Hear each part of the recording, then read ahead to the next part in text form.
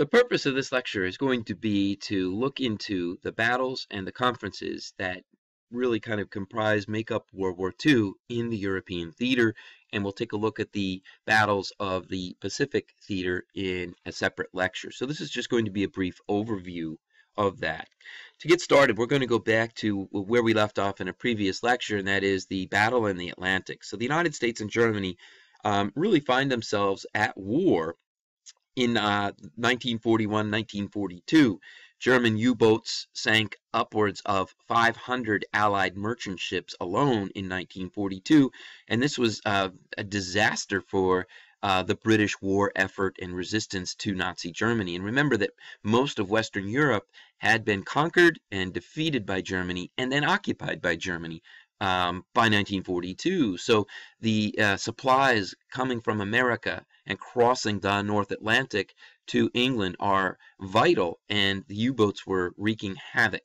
What happened was that the use of radar to track German subs, and then the breaking of the German naval code was a big breakthrough, and that was done by Alan Turing and a machine he developed called Enigma. And some of you may have seen the 2014 film, The Imitation Game. And if you haven't, it's really a film worth watching. It's a fascinating film looking at how advances in technology and the application of brain power to solving these critical problems is something that we see in World War II. For example, we'll see later the problem, the idea of applying science to the atom to create a new bomb called the atom bomb. So World War II is going to be a war filled with these technological, scientific breakthroughs, and the Enigma is certainly one of those. And what we see then is the English and the Americans are able to achieve victory of a sort against German U-boats in that they're able to protect merchant ships traversing the North Atlantic. So that's where we left off. So the United States is already engaged in the war, though not formally at this point. One of the other things that we want to look at is a new strategy, a new way of fighting war, and that's aerial warfare. Airplanes were relatively new, at least large airplanes that you see pictured here, and these are B-17s made by Boeing. And so we have a new technology that equals a new type of warfare, and it was a strategic choice. The idea was if you drop bombs from the air, you need far fewer troops, or what we like to call today boots on the ground, so that there will be fewer casualties. You need smaller armies. In that way, you can have more men staying at home, working in factories, less disruption to society as it fights a major war. And so this is a choice that all combatants make, and we're going to see this both on land and at sea with the advent of aircraft carriers. So we see that Germany developed this idea of aerial bombardment, launching its attacks against Britain in the Battle of Britain in 1940. And then we see the English responding with a massive bombardment of the German city of Cologne in May of 1942, with some 1,000 Royal Air Force planes flying missions over Cologne and dropping bombs in an effort to target factories and also to destroy the morale and support of the German people for war. So now we see that bombs are going to be dropped not only on military installations and factories, but now city centers and population centers, that is, are going to be targeted, so that the German people are going to be scared, demoralized, angry, and want to not fight the war and put pressure on the political leaders to end the war. And that's the idea. And I think in some ways it still is today. And we can talk about that as we look at future wars. The United States is going to join the effort on August 17th, 1942.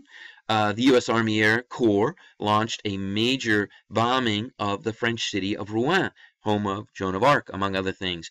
And it was, again, a successful raid that showed that air war would be a way to reduce the number of casualties and reduce the size of the fighting force. So that, I think, is worthwhile. And we're going to end World War II with another set of bombs, this time atom bombs, being dropped on Japan. So the United States really at the beginning of the war adopts this new strategy, and at the end of the war, this strategy is going to cause the Japanese actually to surrender. Okay, so at this point, we're going to take a brief detour and look at Germany and the Soviet Union.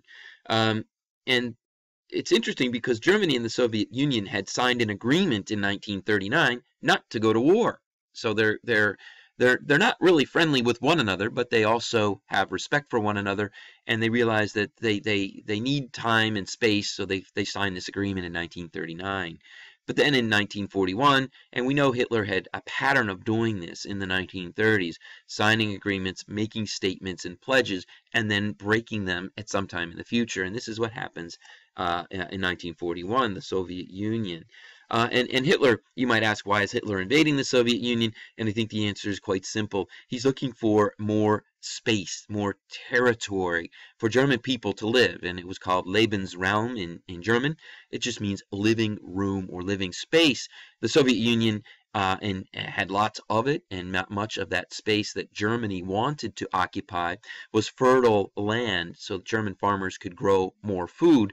Something of a preoccupation of Hitler himself that we could talk about at length, but let's just say that Germany was looking for a room to live, expand, and fertile land at that. And so they launched this major operation called Barbarossa after a German medieval emperor. And it was a surprise invasion. And again, here's where we see Germany did not alert its allies, Mussolini or Japan, that it was going to do this, launch this major invasion. The Germans are quite successful in the early going from June of 1941 up to about November 1941. They have sweeping victories. They have, again, a war of movement, very rapid, using the Blitzkrieg idea that we saw in a previous lecture. But then November 1941, the onset of winter, and it happened to be very early that year, is really going to slow down the German war machine and actually stall it out by December of 1941. This gives the Soviets time to regroup. And the Soviets really hadn't put up a lot of resistance. They were more intent on kind of retreating, realizing, and Stalin, the Soviet leader, realized he wasn't really quite yet ready to take on the German war machine. So he accepted massive casualties, numbering in the millions, in order to better prepare his armed forces. Then in the winter of 1941-1942, the Soviets launch major counterattacks that are really going to gut the German war machine. They're really going to lead to major German losses, huge losses, capturing hundreds of thousands of German soldiers, taking them prisoner. And so the war is really going to turn. The tide of war, the momentum of war is going to turn against Germany. And it's really the Soviet Union that I think deserves credit for this.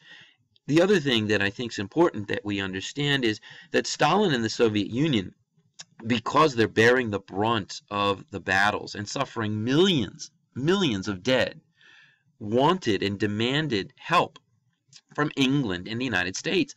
And he simply wanted the Americans and English to attack Germany in France, in Northern Europe, where Germany had won easy victories, where Germany had occupied territories. And he's saying, look, if you attack in northern France, it'll take pressure off of the Soviet Union, and Germany will have to divert resources to France.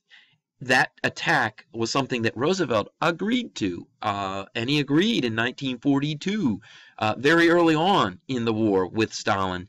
Yet for various reasons, that attack would be delayed for upwards of 2 years, which caused a great deal of resentment, frustration, and even suspicion among the Soviet Union, and especially in the mind of Joseph Stalin. So we're going to come back to that. So again, we need to remember that as the war progresses and actually after the war is over.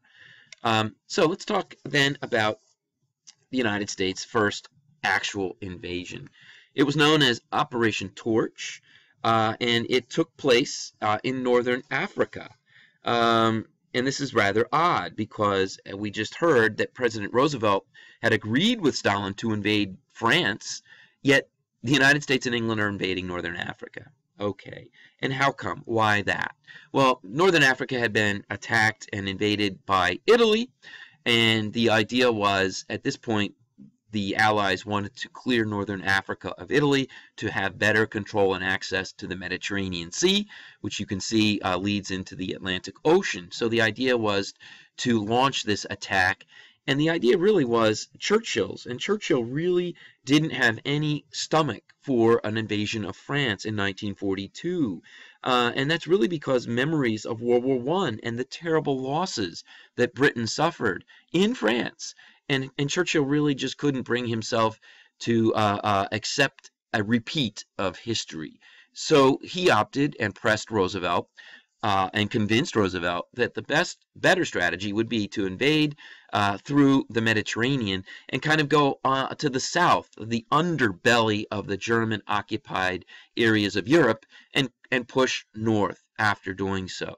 There were other strategic interests that Churchill had in mind that dealt with the British Empire, access to its holdings in Palestine and the Suez Canal leading to India. So these are all important considerations. But at the time, Roosevelt, too, agreed with Churchill, and you might ask, why? Well, at that point in 1942, the American military was growing in strength, our armaments are growing, but the American military machine is still a far cry from the 15 to 16 million strong fighting force it would become. And so the United States also recognizes that it's not quite in a position to launch a major attack and offensive against Germany in France.